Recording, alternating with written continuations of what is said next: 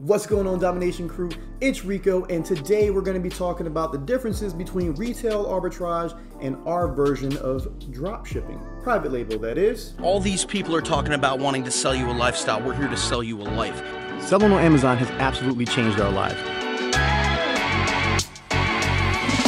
What's going on, everybody? Welcome to the channel. If you're new, my name is Rico. Me and my partner Dan talk about all things e-commerce, Amazon, private label dropshipping, FBA, a little Shopify here and there, all types of good stuff. So if that sounds good to you, make sure you like, comment, subscribe, stick around. You may even win something, man. We're always giving out PlayStations and gift cards and all types of stuff. So if you like winning some stuff, stick around. For all you regulars, man, you already know what time it is. So we get a ton of questions, as you guys know. Some of them range from like, how do I get started, to can you do everything for me?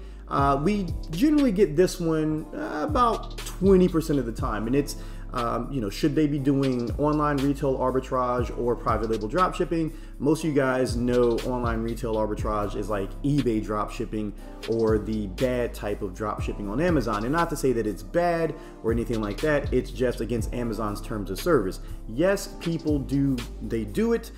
They make a lot of money with it. Our friends make a lot of money with it.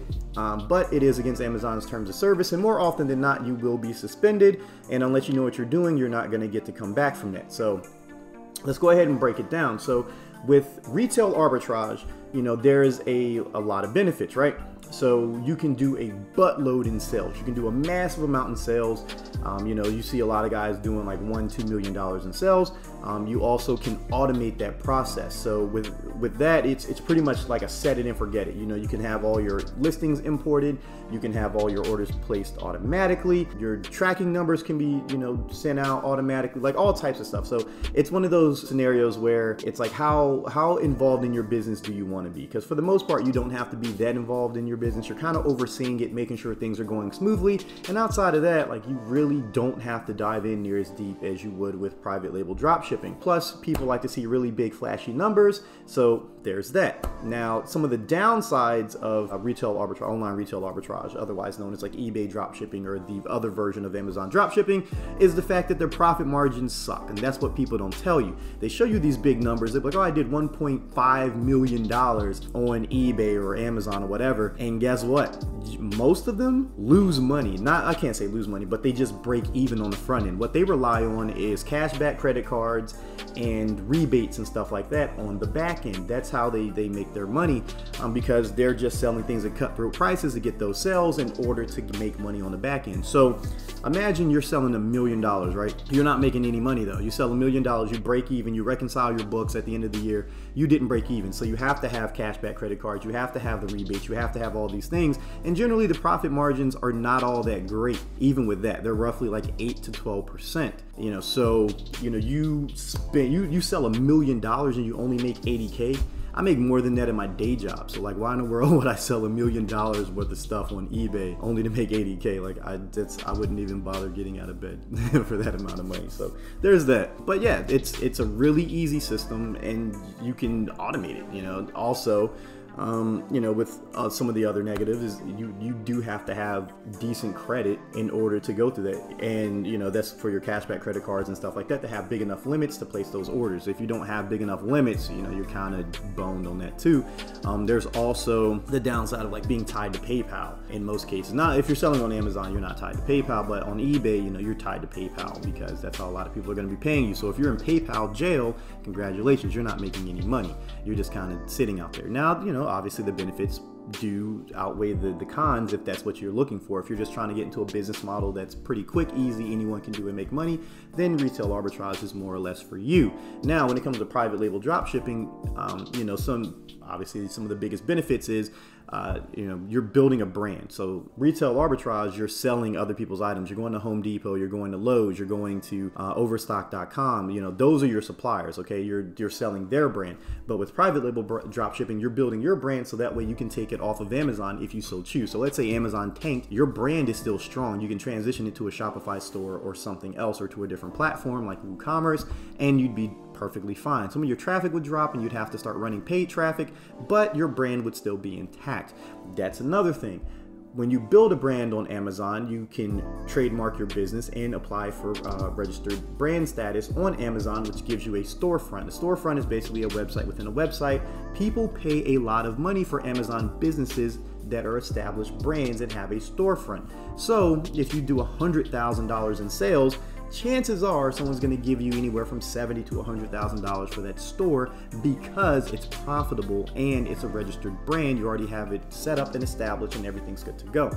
Also, the profit margins are way higher with private label dropshipping, okay? So anywhere from 30 to 50%. Our students oftentimes see way higher than that. We see way higher than that. So there's some products that we get for $80, and then we end up selling for around 160. So that's, 100% profit margin. Then after fees and stuff like that, we're left with around 60. 60 is a lot better than 8.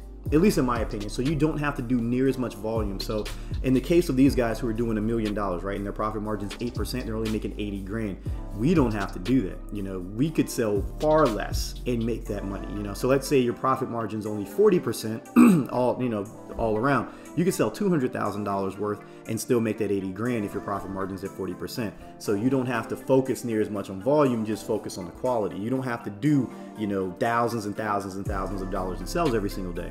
You can do far less. You can do, a few hundred, sales a day. But some of the negatives of private label dropshipping, revolve around time. So whereas these other systems can be basically fully automated, private label dropshipping really isn't automated, okay? You still have to do product research. You have to spend the time to know what's going to sell. You also have to place those orders. Now, when you get a VA, the VA will handle that. Your virtual assistant, they'll probably place the orders for you. They'll mark things shipped, and there you go. They'll probably even reach out to your suppliers if you want them to. You have a VA to reach out like, hey, why hasn't this shipped yet? So on and so forth.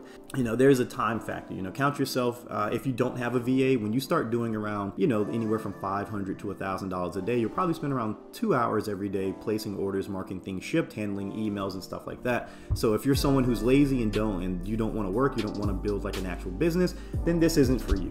You should do retail arbitrage because that's much, much easier and it's less time consuming for the average person. Not to say that you're not going to spend time with it, but it's not going to be near as much as, doing product research and spending the hours to cultivate your listings and get everything up like that. Whereas with retail arbitrage, it's literally just find a listing, jump on it, and there you go.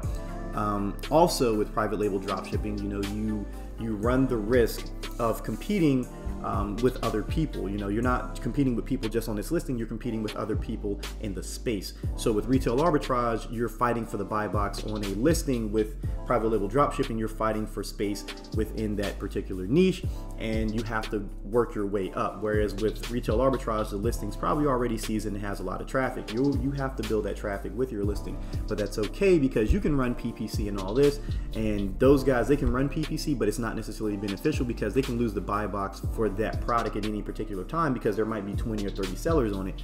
You only have yourself on there most of the time unless you get a hijacker, but for all intents and purposes, you just have yourself on there. You can run PPC, get all that natural traffic after you've got your rank up, and there you go. So you are building your brand and selling at the same time. And with private label dropshipping, we use it as a way to test what products are good for FBA. So you'll figure out what products are selling really, really well, and then you cross over and you go the FBA route once you find your hottest selling products.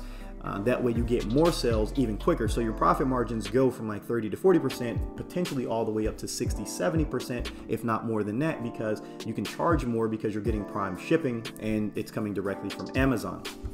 So there is that. Those are some of the differences that you have with other versions of dropshipping versus our version of dropshipping. Now, they both have their benefits, they both have their consequences. You just kind of have to decide what you want. For me, personally, I wouldn't get out of bed to only make 8%. Like that's just me, I wouldn't do it. I've already, told my friends about it, like Ecom Tom and all those guys, like they know I'm not getting out of bed for 8 to 12%. I refuse to do it. If I have to use cashback credit cards and rebates and all this stuff to make money, then it's not a business model that is sustainable in my opinion. It's something that, works for the time being, but there really is no longevity in it. It's something like I'm gonna make a ton of money right now and then I have to get out because it's not sustainable. Whereas with private label dropshipping, it takes a little bit longer to get to those $1 million, years or whatever, but you're building your brand. So you're laying the foundation, and while it's cumbersome, you're like, man, I'm only doing you know, $2,000 or $3,000 my first month, you got to remember that's still a 30-40% profit margin. It's like, congratulations, you know, you have made money. You know, let's say you do 30% profit margin, you do $3,000 your first month, you just made $1,000. And you know, $1,000 for a lot of people will change their lives. So you kind of have to decide what you want.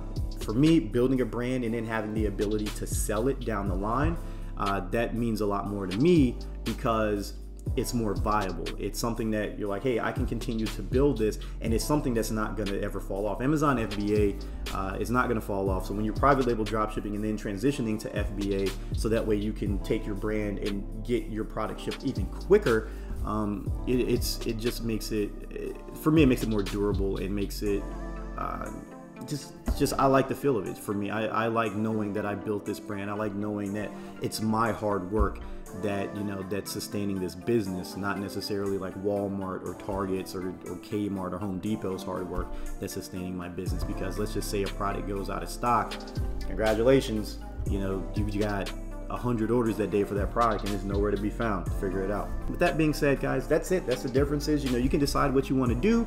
If you want to do retail arbitrage, that is perfectly fine. Those guys have all the information. You should check out Ecom Tom, Dropship Tyler, and check out Matt Gambrell's channel. Check out Mark's on No BS Dropshipping. Those guys know exactly what they're talking about when it comes to that. You know, they are multi-million-dollar sellers and they can kind of point you in the right direction. And then you guys can follow us, and we're the same thing. We're outliers as well. We may not, you know, you may not be able to do what we do, but that's really dependent on how much time and effort you want to put into your business. Okay, so there is that.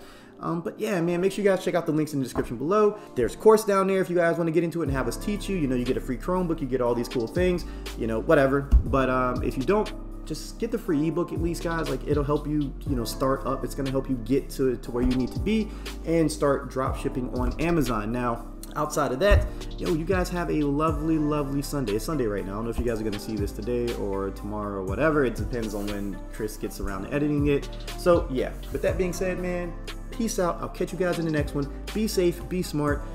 Don't be out there having kids and doing what I did, because yeah.